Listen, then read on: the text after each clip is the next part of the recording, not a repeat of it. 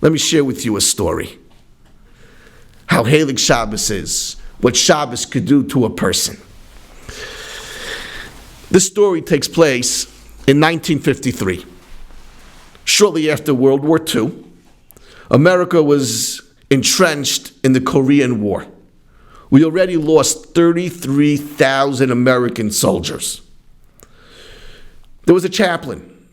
His name was Rabbi Shraga Zimmerman, and he was stationed in Fort Gordon, which is located in Augusta, Georgia.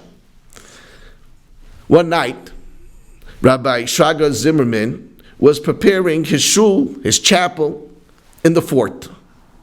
And as he's preparing his shul for the soldiers, the Jewish soldiers, to come in and usher Shabbos, a young soldier comes in, very anxious, holding some pieces of paper.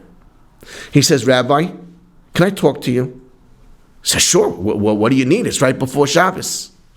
He says, "I have here 3 pieces of paper, 3 letters. Let me tell you what these letters are about.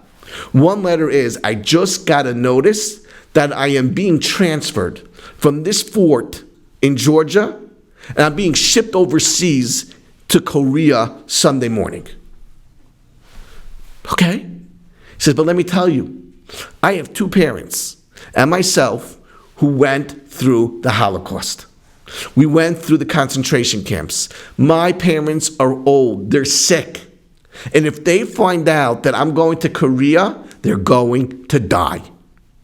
The other 2 letters are from a cardiologist, stating that if I am not by my parents' side, my parents potentially will die. "So what do you need from me?" Rabbi Zimmerman says. He says, "I'm asking you for a favor.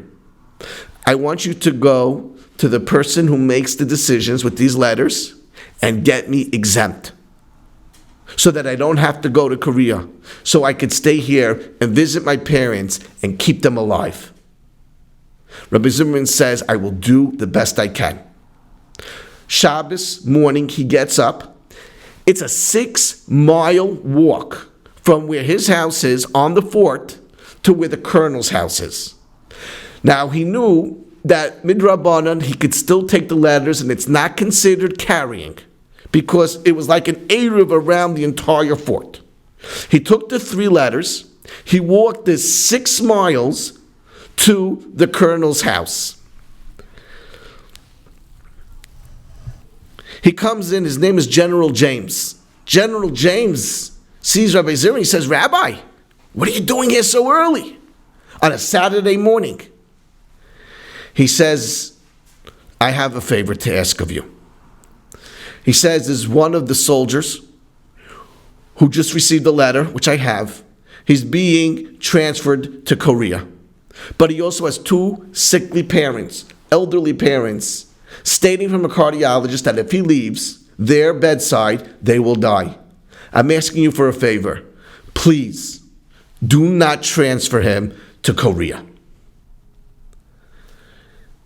General James looks at the rabbi and he says to him, stretches over his desk and he says, "Rabbi, we are at war. No reassignment and no transfer." And then he went to Rabbi Zimmerman and he took him by the lapel. And he says, "You see this on your lapel? You're wearing an insignia of the tablets of the 10 Commandments. You know why the tablets are made of stone? Because the 10 Commandments cannot be broken like stone. And neither can my words."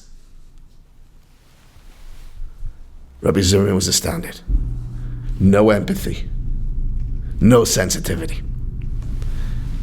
He made an about face, took the letters, and walked outside.